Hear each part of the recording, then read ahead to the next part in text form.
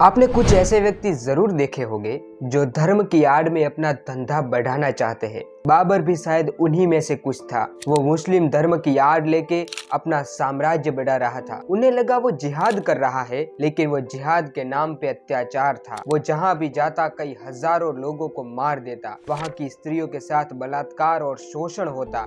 कई बार तो स्त्रियों को बाजार में बेच दिया जाता। क्या ऐसे व्यक्ति को कोई समाज अपना आदर्श बनाना चाहेगी? क्या कोई भी समाज या फिर कोई भी धर्म ये साहस करेगा कि इसी व्यक्ति की तरह हमारा आगे आने वाला भविष्य बने? नमस्कार दोस्तों, मेरा नाम जितेंद्र है और आज के इस वीडियो में हम कुछ मंदिर को लेकर चर्चा करने वाले हैं। सोशल मीडिया के ऊपर मंदिर की क्या आवश्यकता है, इसके ऊपर हजारों सवाल उठाए जा रहे हैं। हालांकि मंदिर नहीं रुकने वाला है, लेकिन हमारे मन में भी कभी कभी शंका जरूर हो जाती है कि क्या सच में मंदिर की आवश्यकता थी या नहीं थी। इस वीडियो के बाद आपके मन में ऐसा कोई भी प्रश्न नहीं रहेगा। यहाँ पे एक बात याद रखिएगा कि मैं बाबर या श्री राम को कंपेयर नहीं कर रहा हूँ। इनकी कंपेरिजन हो ही नहीं सकती।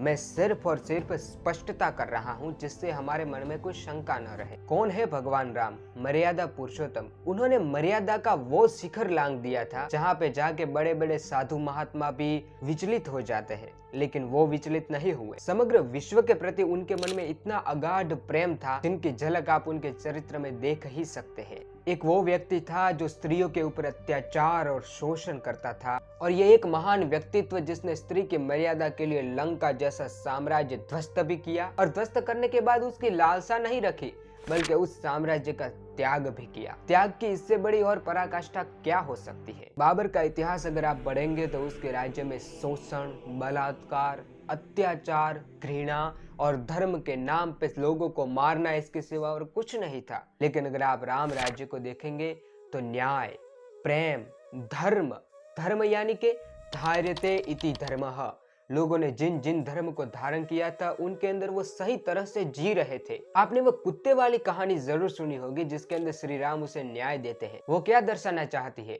कि वहां पे किसी भी व्यक्ति को तुच्छ नहीं समझा जाता था। कोई भी व्यक्ति कितना भी निम्न स्तर का क्यों न हो, उसे हमेशा से ही सही न्याय मिलता था। यही था राम राज्य का आदर्श, और यही आदर्श हमें अपने देश को देना है। अन्यथा आप किसका आदर्श देंगे? यद्यदाचरति श्रेष्ठस्त तदेवेतरो जनः सयत् प्रमाणम कुरुते लोकस्तदनु वर्तते। जैसा जैसा श्रेष्ठ पुरुषों ने किया होता है, सामान्य जन भी ठीक उसी तरह का करते हैं। इसके ऊपर डिटेल में बात मैं आगे करूंगा। ऐसा माना जाता है कि बाबर जब भारत में आया तब उसने हजारों लोगों को मार दिया, वो भी सिर्फ धर्म के नाम पे। क्या आज का कोई भी मुसलमान ऐसे क्रूर और अत्याचार की मूर्ति को अपना आदर्श बनाएगा? क्या आज का कोई भी मुसलमान उसे एक सच्चा और श्रेष्ठ मुसलमान कहेगा? क्या आज का कोई भी मुसलमान अपने बच्चों को उसकी तरफ बनने को कहेगा? राम श्रेष्ठ है, उनका चरित्र श्रेष्ठ है।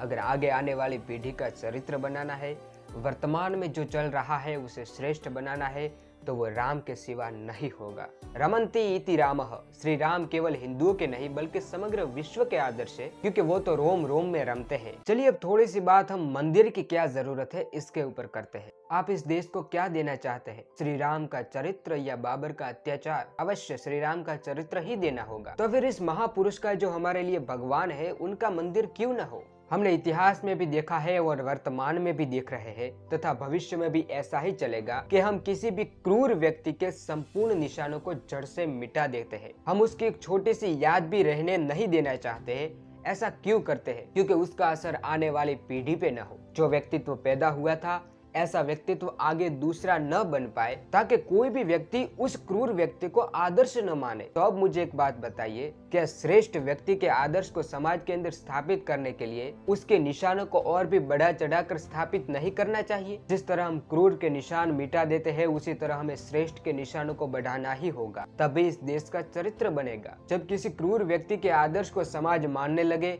तो वो विनाश की तरफ जाता है।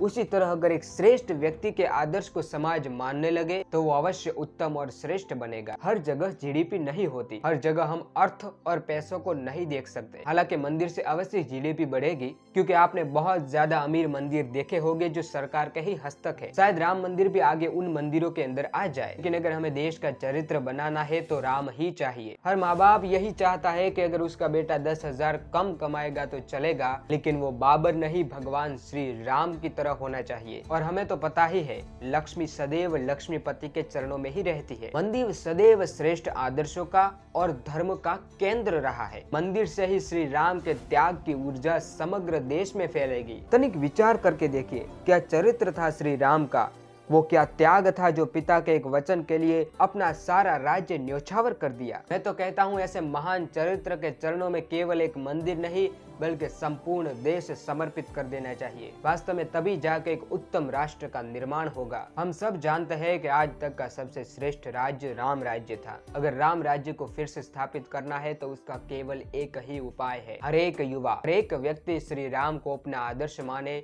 न कि किसी क्रूर व्यक्ति को। वास्तव में सबके अंदर श्री राम रमने चाहिए, उनका आदर्श हर एक व्यक्ति को मानना चाहिए। याद रखना, आने वाली पीढ़ी श्री राम को भूल न पाए। आखिरी में बस इतना कहना चाहूंगा कि राम मंदिर का उत्सव अवश्य मनाइए, लेकिन साथ ही श्री राम के आदर्श को अपने घर में भी लाइए। उनके ऊपर उठाए जाने वाले प्रश्नों के ऊपर ज्यादा ध्यान मत दीजिए। आज से 100 साल पहले भी जो व्यक्ति हो चुका है, उसका भी जीवन चरित्र हमें ठीक ठीक नहीं मिलता। जो हजारों साल पहले हो चुके हैं, उनके चरित्र की आप क्या बात करते हैं? आप आज के नैतिक नियमों के आधार पे उनके चरित्र को देखना चाहते हैं कि उन्होंने क्या क्या किया? ये केवल मूर्खता है।